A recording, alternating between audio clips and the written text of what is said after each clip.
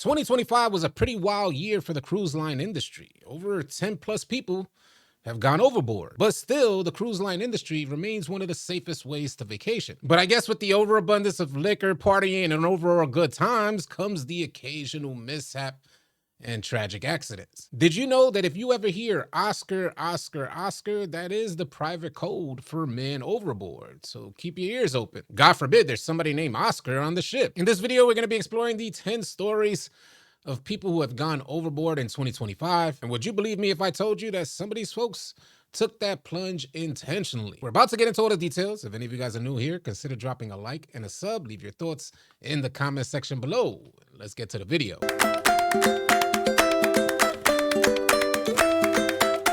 In one of the most recent stories, a 76-year-old man plummeted overboard. This happened not even a week ago, on November 27th. The unidentified 76-year-old passenger plummeted off the edge of the TUI Marella Explorer 2. The Marella Explorer 2, a hulking 800-foot vessel, was a 2,100-passenger ship, and it was set to sail through the Canary Islands. Spanish authorities were scouring parts of the Atlantic Ocean, but the 76-year-old elderly British tourist was nowhere to be found. And only 1 week prior to this tragic accident in Spain, a 73-year-old man went overboard on the Disney Wonder. In this report, it says an elderly passenger aboard a Disney cruise sailing around Australia is presumed dead after he allegedly leapt overboard early Saturday morning. The 73-year-old man, whose identity was not released, disappeared around 4:30 a.m. Saturday traveling on the Disney Wonder ship in Australia. At the time, police believe that the boat was in the Tasman Sea, which is between New Zealand and Australia's southeast coast and regarded as one of the most turbulent seas in the world. It goes on to say once the ship's crew realized the passenger was missing,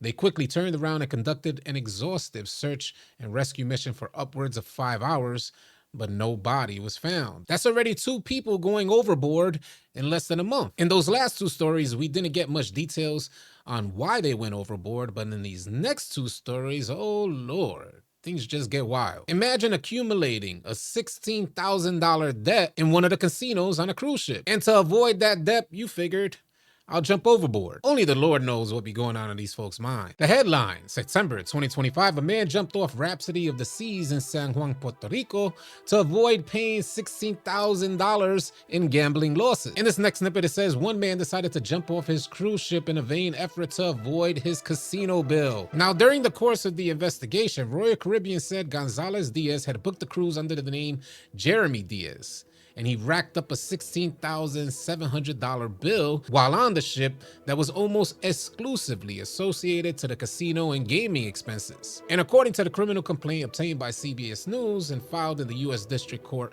for the District of Puerto Rico, the ship returned back to San Juan when the U.S. Customs and Border Protection Inspection claims he jumped into the water as the ship disembarked around 9:15 local. There's some rumors that said he wanted to avoid any additional taxes, so he thought, I just stay in Puerto Rico. But this guy, he just wasn't too bright. According to investigators, he was rescued by a person that happened to be passing by on a jet ski.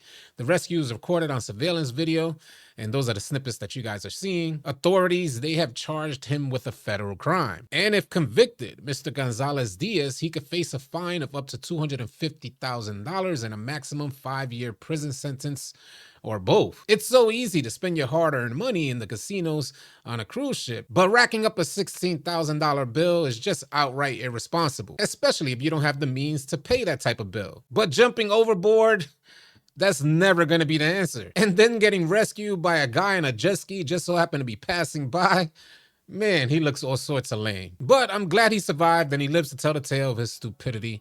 This could have gone a lot worse for him. Now, this next story gets even crazier. A 35-year-old crew member aboard Royal Caribbean's Icon of the Seas stabs his female co-worker and then jumps overboard. The headline, crew member jumps overboard after viciously stabbing another employee and dies by suicide. The report, it goes on to detail the incident happened shortly after 7:30 p.m. on July 25th and began with a violent dispute. The 35-year-old South African man who supposedly worked at the schooner bar stabbed a female co-worker. The now deceased male fled the scene, jumping overboard into the Atlantic Ocean. Thankfully, the female is in stable condition, despite sustaining multiple stab wounds to her upper body. The crew member's body, who had jumped into the Atlantic Ocean, was recovered in a search and rescue operation, but they didn't release any further details on why the dispute happened in the first place. Now, I know firsthand that when you first initially get on one of these cruise ships, It seems larger than life, but as the days pass on your vacation, the ship seems to get smaller and smaller as you become more familiar with the areas of the ship. So I could only imagine running into this type of altercation. It's got to be a traumatic experience. How many of you will continue taking cruises after seeing something like this? Share your thoughts in the comments. I'm definitely curious to hear what you got to say. Now, sometimes we all just want the right picture to capture that moment. With this same thought in mind, it led to a 5-year-old little girl going overboard, falling through the porthole. The headline: June of 2025, a 5-year-old girl fell through a porthole on the Disney Dream and her father jumped in after her. Initially, this comes across as some type of heroic type of effort from the dad to save his daughter, but some people may feel like it was negligence on the parents' behalf for their daughter to even go overboard in the first place. In this report, it kind of details what authorities believe happened. It says, according to a new police report, the young girl lost her balance while standing in front of the porthole. She fell into the water at 11:29 a.m. on June 29th, with her father jumping in after her 45 seconds later after he realized what happened. The police report added that the father said he couldn't initially find his daughter. Instead, he began screaming for her and followed her voice. Now, after finding her, he then treaded water for roughly 20 minutes, keeping his daughter's head above water until help arrived at 11:50 a.m. He was surprised they were even rescued, as he expected a different and much more unfortunate outcome. So far, that whole thing sounds like a dad's just worst nightmare. I can't imagine the panic that both the little girl and dad went through. This report goes on to say, now, however, authorities claim that it was the mother's fault as she encouraged her daughter to pose for risky photography. It goes on to say, as initially reported, the family was on deck 4 when the incident occurred, but they weren't playing an innocent game of shuffleboard. I guess there were different versions of the story. It goes on to say, according to police, the mom offered for her daughter to take a picture in the porthole, as the mom assumed the porthole had a window or some type of plexiglass, and she thought that her daughter would be caught by the glass, but instead, she just kept falling. The mother later provided officers with a series of pictures that, when streamed together, depict a seconds-long video of the child getting up on the railing and then falling backwards into the water. It's just so scary. Even still, she didn't take responsibility for the accident, claiming that Disney should have had more window coverings. A detective on the scene later responded to what the mother thought about the plexiglass and said, upon looking at the window myself, as a prudent person, I immediately saw that the window was open to air and it didn't have a covering. In this quote, it says, this act, facilitated by mother, placed the child in a life-threatening situation. As a result, the child fell from the ship and into the water in an avoidable accident. I believe that to be avoidable as well. I wouldn't put my child near any type of danger on a cruise ship, especially a 5-year-old will be tied to my hip. The detective recommended that criminal charges be filed against the mother for negligence.